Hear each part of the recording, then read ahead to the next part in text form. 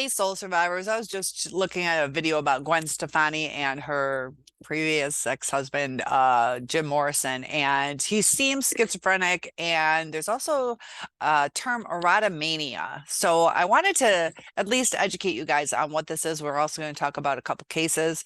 And what this is a type of delusional disorder because he was so convinced that he was still married to her and that her new husband, that she's not really married to him. And it was really sad to watch. So it's usually a rational, persistent belief that somebody, usually somebody of a higher status or a famous type of person, is somebody that they're in love with. And they have a belief not based on any evidence or reality. So he was in a relationship with her before. So I'm not saying he has erotomania, but maybe. So they can interpret innocent gestures or actions as confessions of love or affection from the other person. And when somebody has erotomania, they often engage in persistent and unwanted behaviors. They can often stalk or even harass their victim, and they will try to pursue any type of romantic relationship, even though it doesn't even exist. Sometimes the person doesn't even know about the person, and it leads to legal consequences and disruptions in personal lives, professional lives. And it is rare. We'll get into the statistics on that. And it causes, its cause is not well known. So they're not quite sure what starts it and why people have this, but it can be treated with medication, among other things that we'll go over. But the 5 symptoms that are most common with erotomania, it's delusions of this romantic love, that the individual person having erotomania, they have this unwavering belief that this person, who is often somebody in the public eye or of higher status, that they're in love, that it's mutual, it's a true relationship, even though there's no reciprocity in it. So they often have obsessive thoughts, even their behaviors can be obsessive, and they start to become preoccupied. And this delusion just intensifies, and they're constantly thinking about this person, spying on them, sending persistent texts, emails, letters, or stalking them. So they refuse to accept the reality of it. Even if there's a ton of evidence to the contrary, they'll continue to believe what they want to believe. They're unable to accept that these feelings and the beliefs that they have aren't true reality. And when they're confronted, they can become defensive, angry, agitated whenever they're challenged on this reality. So their perception is off, and they truly believe this. So the persistent and intrusive nature of erotomania often will disrupt their personal and professional life. And it causes difficulties with relationships, social activities, their work performance, because their emotions become so unstable. Their feelings are so intense, and their emotions will start to fluctuate quite often. And they can have things such as euphoria, rage, despair, all this variety of emotions that just leave them with the ability to be triggered by anybody who challenges their beliefs on this false love relationship.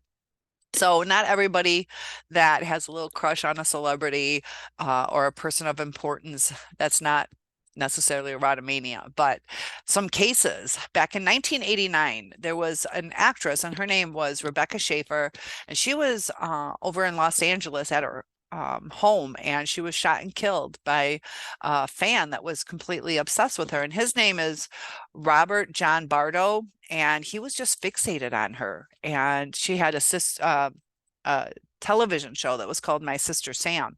And for months before her murder, he had been stalking her, and he was later diagnosed with erotomania. And in 1981, John Hinckley Jr., he attempted to assassinate even our president, President Ronald Reagan. And he did this to impress Jodie Foster, who is an actress.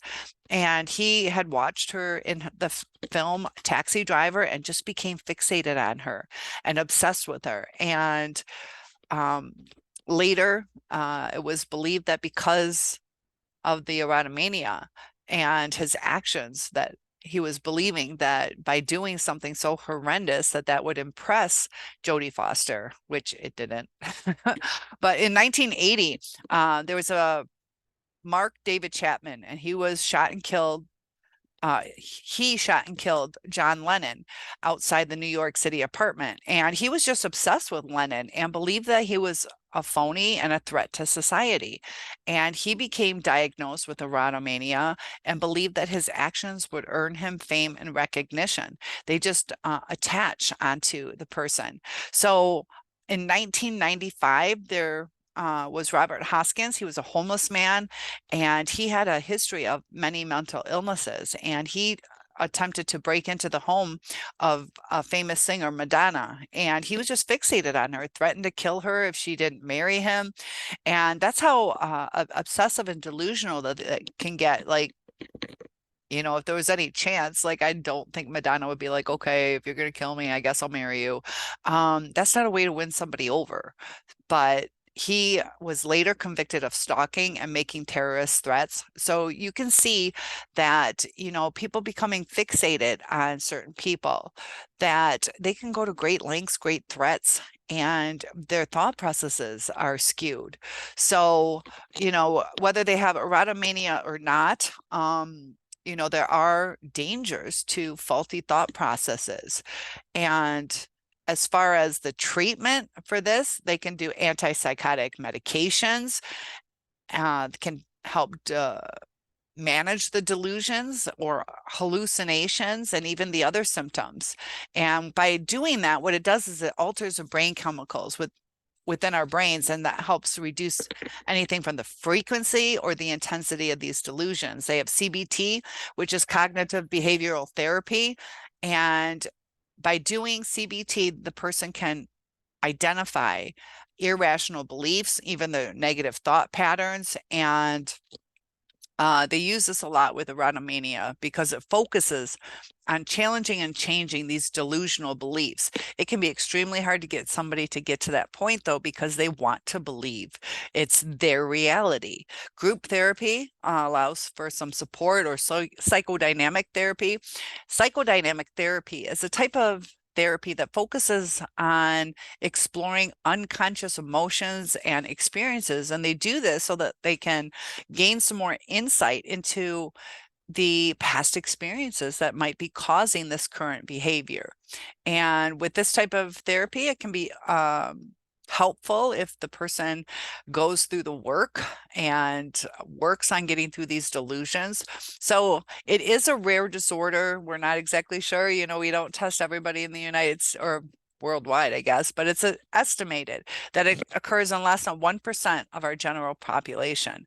So it could be underreported, though, because it's kind of a secretive nature within that disorder. People don't always talk about it. And plus, you know, fact checking, you know, you can say you're in love with someone, and, you know, are people scared to question? They might question in the mind, but people might shy away from talking about it. So it does seem to be men and women are equally affected by this, but it might present differently. So it can also be associated with other things such as schizophrenia, bipolar, or personality disorders. So since it can deal with personality disorders, I thought, you know, with narcissism being a cluster B personality disorder, it's something to think about. So, you know, the grandiosity and entitlement, just delusions with mental illnesses. So just keep yourself safe. I just thought it was something important to point out, because narcissists or people with erotomania or schizophrenics, sometimes schizophrenics, like for a case, there was a man who went to jail for four years. He had these visions of this young girl saying that, you know, people were trying to rape her. And so he heard her voice telling him, you know, burn the house down and I can escape. And so he did that. And he had, I'm not sure if it was attempted murder or murder, but he chose to go to prison as opposed to like a mental institution, because he was told that that could be for life. You know, you have to kind of prove yourself that you're well enough to get back out in society. So he chose prison. He's like, just give me the 4 years. So people out in society, you know, they're not really being rehabilitated when they're in jail. That do they get the help that they need? So society can be pretty dangerous sometimes. So protect yourself, know what's out there, understand mental illness. Comment below on any topics that you would like. Tell me how you thought about this video. And one-on-ones are available, and I hope to see you in live chat. See you soon.